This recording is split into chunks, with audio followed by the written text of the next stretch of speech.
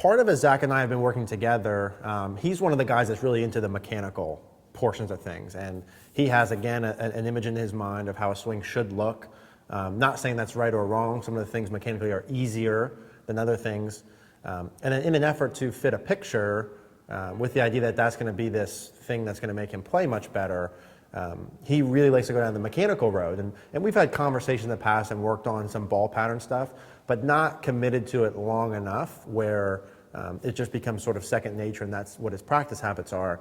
So now that we're in the beginning of the year, re-emphasizing the what are the goals for this year, what do you want to be able to do, and his goals of winning his tournaments are not one-to-one with what his swing looks like. They are one-to-one pretty much with what his ball control pattern is. So we're gonna go down the path of talking about what his practice should look like to be able to create those things.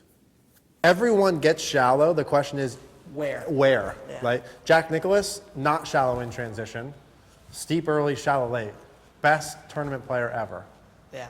Jason Day, not shallow in transition. Current #1 in the world. True.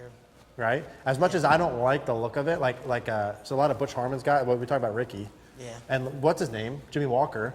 Steep in transition shallow late. He leads the tour in driving distance. Kevin Chappell looks like he That's comes what I'm over saying. it too. You don't have to lay the club early. You can steepen in transition, but then you have to lay down late. Yeah. I just want you to lay down late without having the tilt and shit that goes along with that.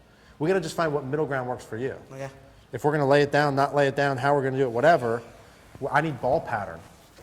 Yeah. Like, that's the thing, too. Like, last year at the end of the year, we tried to quick fix ball pattern for you to go play with. That sucked. I want ball pattern to be the #1 priority and then base the mechanics off of that, not the other way around. That's big. You know what I mean? Mm-hmm. Like, even though sometimes my mechanical shit isn't where I want it to be and I don't like the way it looks on video.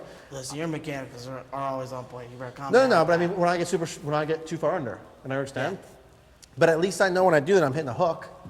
Like, the ball's going to draw. I know the ball's going to draw every day. It's just a matter of how much. Yeah. And then even when I'm in a tournament situation, I can feel neutrals. What we can't have with you is playing with this, and then you got draw, cut, draw, cut, draw, cut. Then you could shoot 90. Hook. Yeah. It don't matter. I think I can play with everything except for a hook. Because I remember, like, when I go back last year and I think about tournaments, I think, oh, I just hooked the ball. My misses were hooks. Yeah. That's it.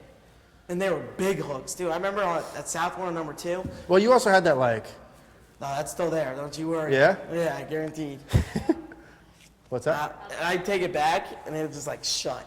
Yeah, like the club would, like, twist close in his hand. Yeah, it's definitely doing it still. I haven't seen that when I watched you do it last time. I'm going to look for it closer now. Anyway, the moral of the story is let's continue to work the mechanical stuff, but let's start to shift a little now into...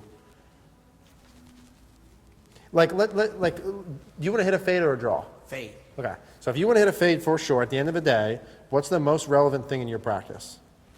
What's the most important part day to day? Is that you could stand at a target with a club, start it left, curve it right, and not cross the line. I don't care if you've got the ball 8 feet forward in your stance and you're open and your foot's flared and you never hinge and you're over the top and you whatever. Club twist in your hands, you PV, it doesn't matter. if the ball cuts every time. Yeah. It can't be, we got in trouble last year when your ball flight got unpredictable. Mm-hmm. And that can't happen this year. We can't have an unpredictable ball flight as we're chasing a look. Yeah. That's stupid. I know. It's just easy for me too. It's easy for me to do it. Yeah. I'm not saying that's a you thing. Because it's like, oh, if it's here, then it's got to go right. It's seemingly easy. I remember last year, I used to think if I got it on plane, I'd automatically shoot 65. Like. Right. Luckily, you've matured a little since then. It was bad. Matured a little. Thank you. Yeah.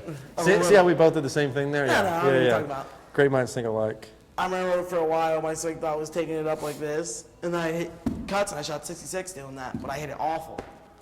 But it was just you couldn't hit it that bad. It wasn't good. Like the contact might not have been perfect. Oh, it was like 2 grooves thin. Yeah, but you knew where the ball was gone. Yeah. Huh. Oh, isn't that funny? There's a lesson there. Huh? You're just you just live a groove low. Why is this not? I hate that. Oh my God, do I hate that? You did, Dolly.